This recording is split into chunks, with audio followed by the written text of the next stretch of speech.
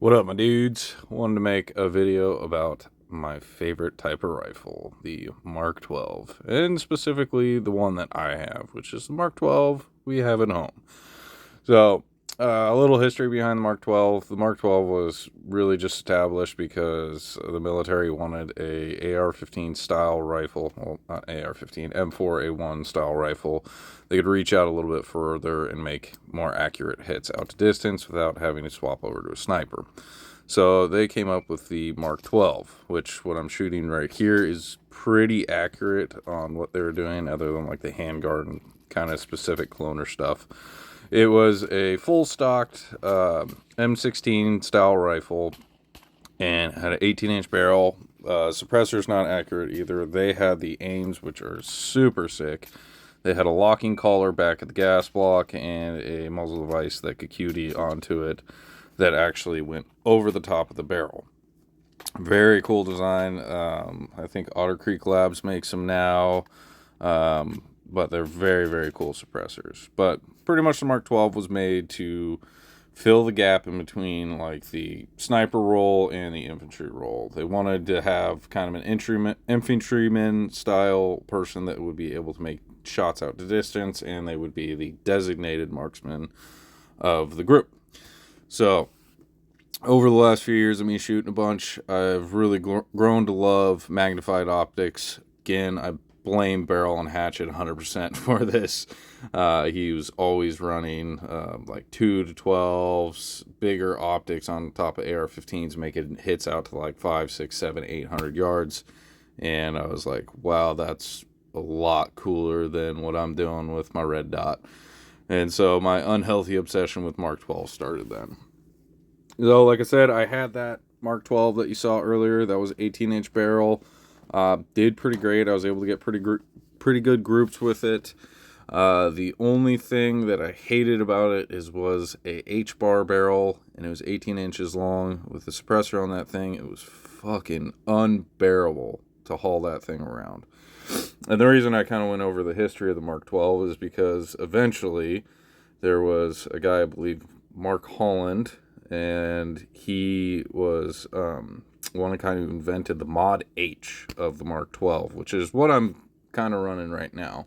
It's very bastardized from what he made, but it's a 16-inch barrel that is able to make precision shots out just like the Mark 12, the original, just having a shorter barrel, so it's a lot more maneuverable. And in my SPRs video, I don't know if I went over this or not, but 16 inches, you are still able to make very, very good hits out to distance. You take that suppressor off, and you're able to use this thing like a carbine, no issues. And even with the suppressor on, I would argue that you can run this thing just like carbine. You're seeing me do that with it right here in this video right now. So that I love the ability to be able to do both and not have it be such a heavy pig that you lose the aspect of being able to run it like a carbine rifle. And that was only after me running the 18 for a while and trying to run and gun it like a carbine. I figured out that it's just like, I like the balance of being able to hit out to distance, but not with the negative effect of not being able to carry this thing around all day and run it like a carbine. And how I've got mine set up, I kind of wanted to make this video more than anything to kind of let people know that you can make a Mark 12 inspired rifle that's not cloner correct for very, very cheap and affordable. Like always on all my build videos, I'm using a Palmetto State Armory lower with a Milspec Trigger in it. Nothing special. It works. And I've got a standard carbine buffer tube on it. I've got a precision Magpul stock on it. Again, nothing super special. Right now I got a Ruger pistol grip on it that's working great. Got that at the gun show for like $5. It was awesome.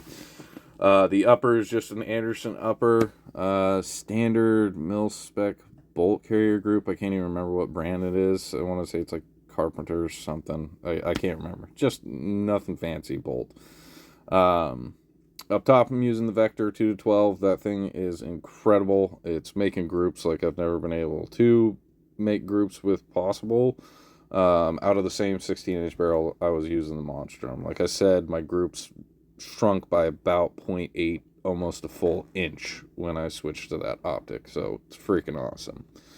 And on the Mark 12, a lot of the times you did see piggybacked dot, which is what I'm doing on this one as well. It's a 45 dot. It's an Aimwin. I got these sent out by Aimwin as well, so take that for what it is. I did get the Vector and the Aimwin sent out for free for testing.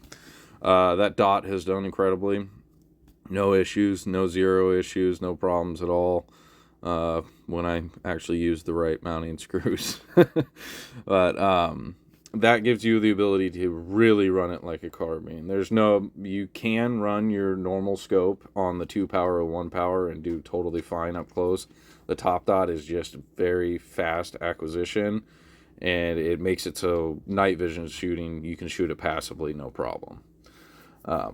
But yeah, and then the barrel is a 16-inch barrel I got from my local gun shop. It's a 16-inch 223 Wylde from Armac Tactical, best gun shop around my area. And I suggest if you're in the kind of Lane County area of Oregon, go check them out. They're super awesome customer service, great prices on products.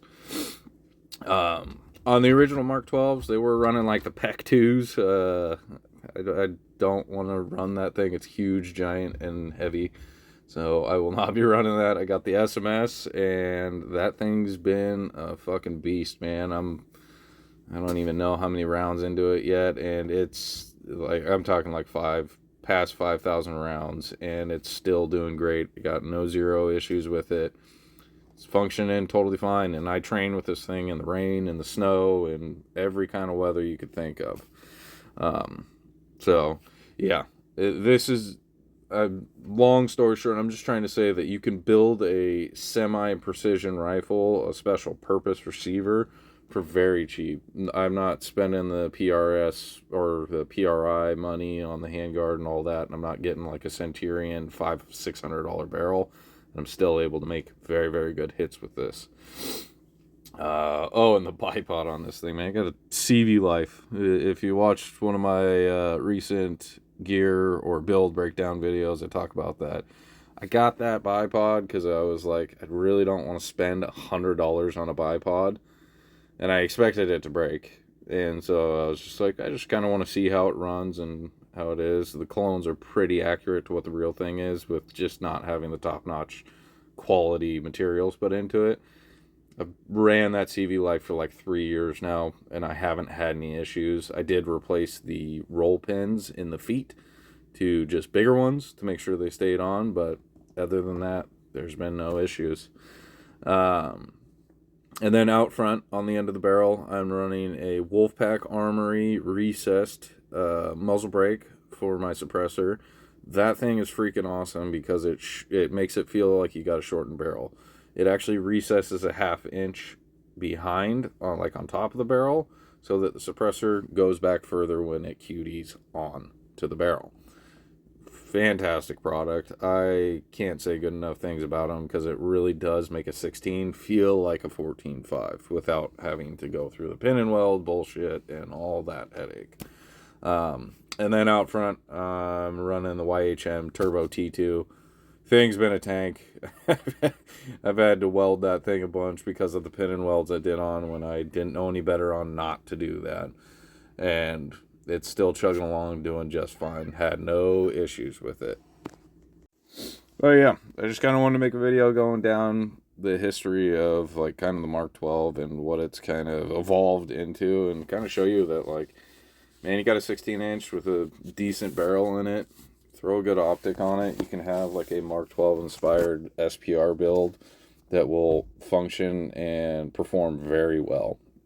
Like I said, I have a super unhealthy obsession with like SPRs and Mark 12s. I absolutely love them. I think they're just like the most aesthetically pleasing rifle you can have. And I'm just, I got a super soft spot for larger rifles too. I'm not a huge fan of shorties. I feel really awkward trying to hold them and carry them. I've got gorilla arms, so that plays into it as well. But yeah, and like I was saying in the SPR video, you know, you got some experience on a rifle and you're really good with the red dot and getting on target and you know what you're doing. I think everybody should be running some kind of magnified optic, AR-15. And again, that's just my opinion. Don't have any combat experience. I don't know the flaws of what it would be like to run this in a real life scenario. I'm just saying this from the viewpoint of a flat range ninja who loves training all the time.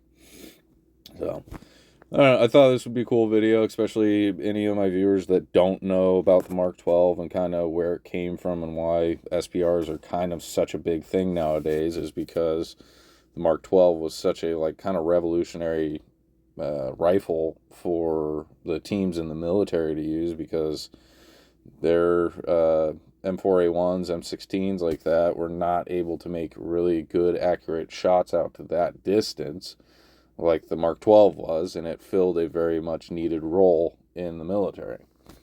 And I think they're just fun. It's a lot more fun shooting magnified optics, in my opinion, making good groups, and then also having the ability to run it like a carbine and get really fast shots up close. I just love them. So I thought I'd torture you guys with telling you why I love them so much. So, yeah, I hope you guys get something out of this video. I actually really enjoy doing these talking videos. If you guys are interested in checking out the Vector 2-12, I have a link in the video here and on my bio. You can check it out there. You get 10% off. It helps me out a lot if they see traffic coming from this page. So go check them out. Thanks, guys.